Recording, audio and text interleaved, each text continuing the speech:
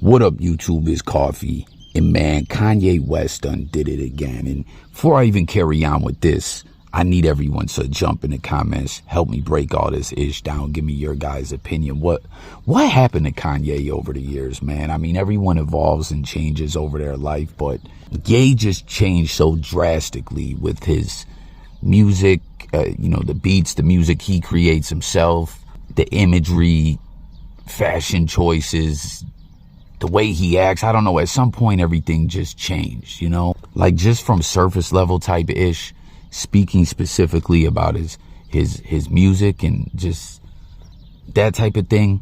After that, My Dark Twisted Fantasy or whatever, from that era on, it just felt more and more like Kanye West. Like everything you've seen from this dude, or not everything, but a lot of it just started to seem like a terrifying nightmare imagery wise. Do y'all feel me on that? A little bit more and more. And when Yeezus dropped, I just was like, man, like Ye's just on some other ish. But anyways, man, everyone remembers all that stuff that went down, the Drink Champs interview, some of the comments that he made about we'll just say certain individuals, and he went on to later apologize. Everyone backed away from him, stopped messing with him, lost Adidas deals, all kinds of stuff. It was pretty crazy situation, and he's been quite quiet since then. And if you guys recall before, there was the presidency stuff, comments he made about Harriet Tubman, slavery, comments that were very controversial. And I don't know, man, Ye, I guess we could say, and you can always count on him to be Ye. But what this is all about, I'm sure a lot of y'all done seen this trending around in the news. And again, everyone, let me know what you think. But I guess Ye's got this album coming out, which I think is a joint album with Ty Dolla $ign called Vultures. And I don't know, I guess at some point there was some question if like he messed with this jpegmafia guy or whatever. I'm not really up on dude like that. I remember hearing some of his interview on No Jumper. I know he has quite the devoted fan base. Let me know if you rock with him, your thoughts about him, etc.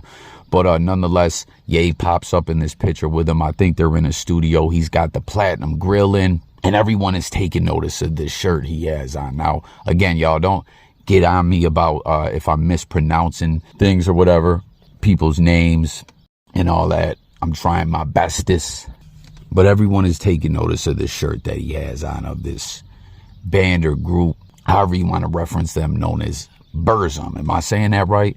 Let me know. A Norwegian music project. And what's so wild about this, before we carry on, and the very controversial things that stem off this, and a lot of ish that just kind of blew my mind, and a lot of stuff all coming together in my head, like, man, this is wild, this is deep. This group Burzum is actually, like, from my understanding, a one-man show. Kind of reminds me of 9 Inch Nails, how Trent Reznor is 9 Inch Nails. And what's so wild about that, when I was talking earlier in the video about how Ye, around My Beautiful Dark Twisted Fantasy time period, more and more we've seen him kind of change up. Things looked different, things felt different and everything. The music felt a lot different to me. Like I was just talking about Yeezus. When I heard that album, I didn't think of it as a hip-hop album or anything like that. It literally reminded me of like Trent Reznor, a one-man show, 9 Inch Nails, like industrial rock with beats. I don't know, it's just crazy, man. But this Burzum group, or however you say it, is this guy who's been huge in the Norwegian black metal scene, which I think is similar as death metal. I'm not a fan of death metal, being from Buffalo, New York. Cannibal Corpse is from there. Groups like Deicide, 6 Feet Under, which I think some of the individuals from Deicide were in 6 Feet Under. I don't know, like, the point that I'm getting at is like death metal just has its roots very heavily in Western New York, Buffalo, New York, Rochester, I think. And I knew individuals that rocked with it, and it always creeped me out, like satanic-ish, all that yelling and roar and all that. I don't know, it's not for me. I'm not trying to make fun of it for anyone who flux with it, but it's just not for me. And I don't know, it's just kind of scary too, man, all the evil-ish I hear individuals talking about. But this dude, I don't know if I'm saying his name right, Vikernes, Vikernes, who, again, is deep into the Norwegian black metal scene. I don't know if he's left it around at this point, if he doesn't consider the music that he does to be of that genre. I don't know, but he's had a very long, crazy history of controversy, going to prison, caught a body, a lot of racism and white supremacy type stuff tied to this guy. He had a YouTube page that got pulled down that had some very controversial views on a certain group of people, if y'all catch what I'm saying, kind of like what we were just talking about, Ye. And I mean, this dude's story is like crazy and deep, and he's been known and infamous for a long time. For those that know about dude, let me know your thoughts. I'm just kind of getting up on him. I believe I've heard about him before, back in the day or whatever, but he was in a few different death metal bands. And then he had this burzum group, which is just him as, like I said, like a one-man show, I believe. Again, kind of like Nine Inch Nails and Trent Reznor. And he ended up going to prison. I think he got sentenced to like 20 years or something like that in the mid to late 90s, killing a bandmate. There was other allegations of burning down a church, explosives and different things like that. And what's so wild too with this, with everyone taking notice of Ye seemingly repping for this dude, and this dude has responded and kind of like co-signed and stamped Kanye West too. We'll get to that in a moment. It seems that on a lot of stuff tied to him, there is consistently imagery of churches burning, and it kind of just made me think everyone is just noticing Kanye West wearing this shirt now. And to take it a step further too, individuals are noticing this Vultures album art that he put out via social networks looks very similar to the burzum projects or artwork, which again is this Varg Vikernes dude, or however you say his name. But it made me think, man, no, I think Ye's been influenced by this guy some time ago, where if you guys remember the game Easy, it was like a single for the game off his project. I don't know why the hell that game album's name is slipping my mind, but it was almost kind of like, it almost felt like a track that was more Kanye West, and he brought it to the game. But there's multiple videos of it. There's a couple animated ones. There was footage of them performing it live, and something you see in that video and even in their live performance, someone shelled out a lot of money. I believe it was probably Kanye West, right out of his own pocket, right, of a church burning that you saw in the video. And I can't even imagine what that costs to do in a live performance, and you know, all that you have to do to clear being able to set something on fire indoors, and like with the fire marshals and all that.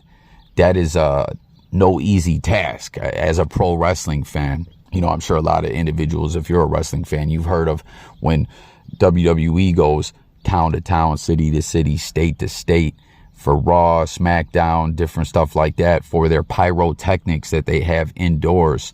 There's a lot that they have to do with that, as far as meeting with fire marshal and clearing certain things and having safety precautions set up. I believe they got to shell out more money for permits and stuff. Like, it's a very pricey, serious thing. And that's just for some fireworks going off when someone comes out to the ring or whatever like that. Kanye West had a flat out church just engulfed in flames on the stage. I don't even know how they did that, man. That's crazy. But it clearly, if you see it, some of this Norwegian dude's ish in Kanye West, it just looks very, very similar. And Ye's been very adamant about having that imagery in that game project. Like I said, even in live performances, and this is dating back some time. So it seems like maybe Ye's been influenced by this guy a long time ago, a lot longer than people think. Because what people are saying right now, more or less, is like, yo, Ye, all that ish that you got in a while back, you know, concerning a certain group of individuals, you know, that there was a big backlash and downfall for, you later apologize, but you're rocking this particular individual's, you know, stuff, who, you know, has very strong views about those groups of people. You know what I'm saying? And the album artwork looking similar and all that. A lot of people are like, yo, this is troubling. Ye might have not meant that apology. And then, like I said, if you really look with this church stuff, he was putting that out in his music, his art or whatever, which I believe is influenced by this dude as well long ago. So Kanye just, I don't know, man. What do you guys think with Ye? He just gets really into certain groups of people or ideology or just different things like that, you know, where we always hear those stories in Hollywood or in the music business, the entertainment world, of cults and, you know, rituals and things like that. Like Kanye West really seems like the type of dude that studies a lot of these infamous people, and I don't know, maybe just becomes a bit obsessive about them. Now, something else I want to point out too, if you guys see all these pictures popping up of people just rocking some really weird looking ish, if you go to Kanye West's Instagram, he's been posting a lot of bizarre stuff with his girl. I forget what country they've been in. Remember, Ye got in trouble getting topped off by his girl on a boat or something. I forget where they've been. I believe they've been out of the country. But he's been posting a lot of stuff with her that is very revealing, we'll say. I'm not even going to include any of it in this video. But then also a lot of very bizarre fashion stuff that just seems influenced by, I don't know if it's European or where culture. Like, I don't know, man. Kanye West just is a wild dude, I guess we could say. But back to what I was saying about this Norwegian dude, you know, long known as a white supremacist. And again, anyone seeing this video, I'm no expert on this. I'm just tapping in and letting y'all know I want everyone's help breaking all this down, busting all this down. So, you know, if you're like, oh, Coffee, your point of view on some of this or what you're saying ain't 100%, don't trip. Just get in the comments, fill me in. Let's talk. As always, you know, I always put it out there. I'm no expert on nothing. I just like to coffee talk it up and hear from the people. But this dude just has a wild story. I believe he was born in Norway, I think.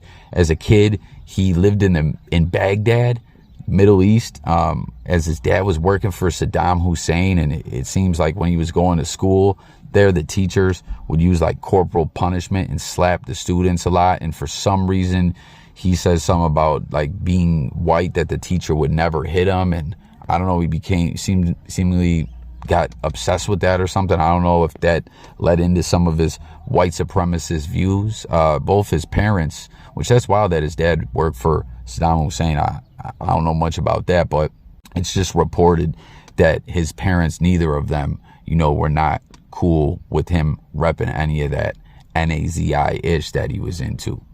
But then, like I said, he goes on to be a part of a bunch of death metal bands in Norway, or I'm sorry, black metal. I believe that's the same as death metal. I don't know, or it's very similar. Ends up killing a bandmate, involved in literally seemingly terrorists type activity.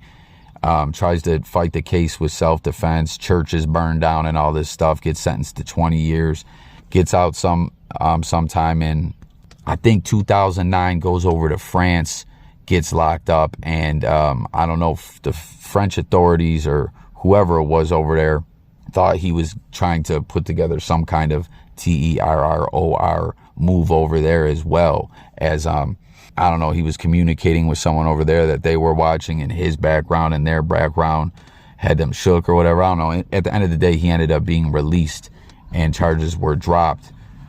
But he had this YouTube channel that had like 250,000 subscribers. And again, just a lot of very heavy white supremacy type vibes to it. And also ANTIS, y'all get what I'm saying, right? The same group that Kanye West was being, the same label that was being thrown on Kanye West. Like, I don't know, this dude has just always been known to the masses as a neo-Nazi. And it's just like, what in the fuck is going on? I believe dudes put out manifestos and books with a lot of this rhetoric in it over the years and all that. And as I was saying, it seems this dude has reacted to Kanye West and all this talk about about Ye rocking his band shirt and all that, which I guess at some point this burzum project group or whatever you want to call it, again, because I believe it's just this dude by himself. At some point he stopped it, but in 2019 he said he was going to revive it. And all this, some of this I'm gonna share with y'all. This is some people who are tapped into this whole world. speaking on this, and this dude himself talking about Kanye West. And this one dude says, this would have been so hard to explain 10 years ago, but it makes complete sense now given Kanye's statements and the ideas of Varg Vikernes. Again, I don't know if I'm saying his name right, y'all. Kanye isn't doing it for shock value. He's legitimately a fan of Varg's forest vlogs about being a wizard fighting the JEW, we'll just say dollar sign. I don't even want to say, I said the whole YT system. You know what I'm saying?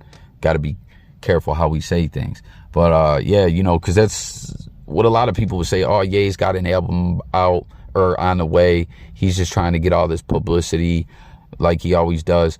But I don't know. Like, and this dude saying, no, Ye's really following this dude. This isn't for shock value. Pay attention. And if you think about a lot of the stuff that Ye's done, it's like being infamous, and, you know, they say that there's no bad publicity. All publicity is good publicity. The stuff with Ye is so controversial at times.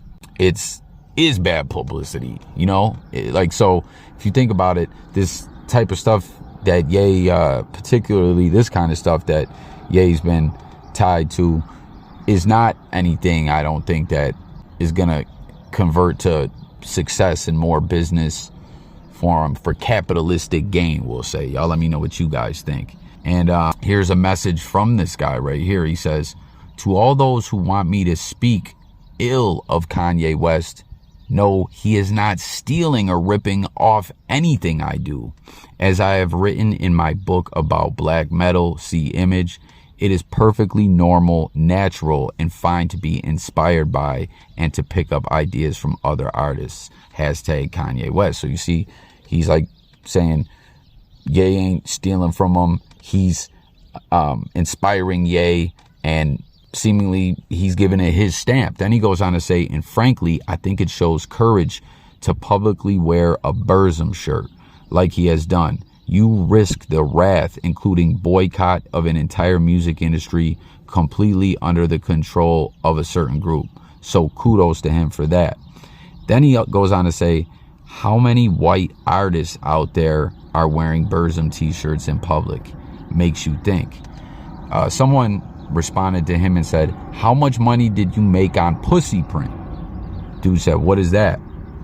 And the fan or whoever responds to him and says, Kanye and Gucci Mane sampled Run Gang on that track.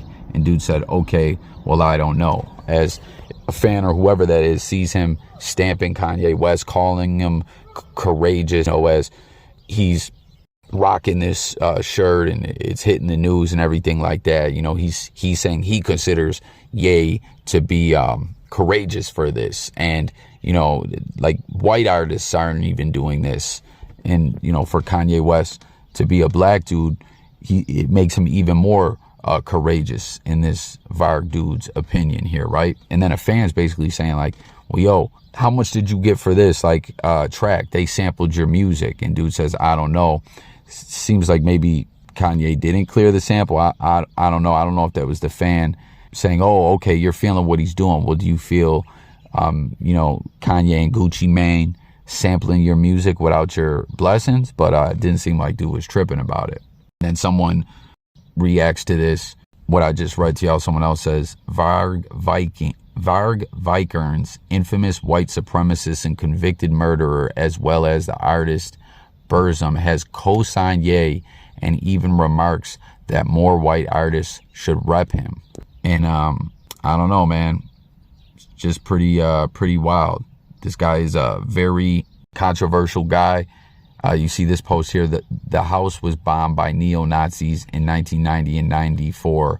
Mayhem bassist Varg Vikernes allegedly planned to blow up the Blitz house and had stockpiled 150 kilograms of explosives and 3,000 rounds of ammo at the time of his arrest for the murder of bandmate Euronymous in 93. That's when he got that like 20-year bid or whatever and got out in 2009 and went to France, like I was telling y'all. Like, this dude has been involved in some wild-ish, man. And what's this say in the this is about that. It just talks about Baghdad, and I don't know if that's the root of where this white supremacy stuff got in dude's head, growing the time that he spent living there.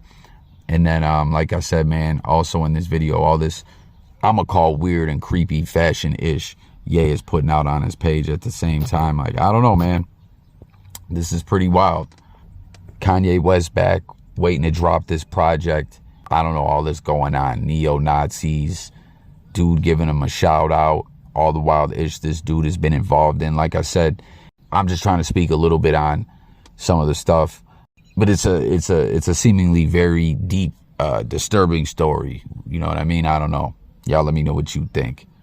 And also, like I said, that this shirt to me isn't the first of Ye being inspired by him. Go back to that Easy video. Look at that church burning. Look at all the imagery, like I said, that's consistently tied to that dude of churches burning. It looks very similar. And then, like I said, in real life, some churches burnt down. It's crazy, man.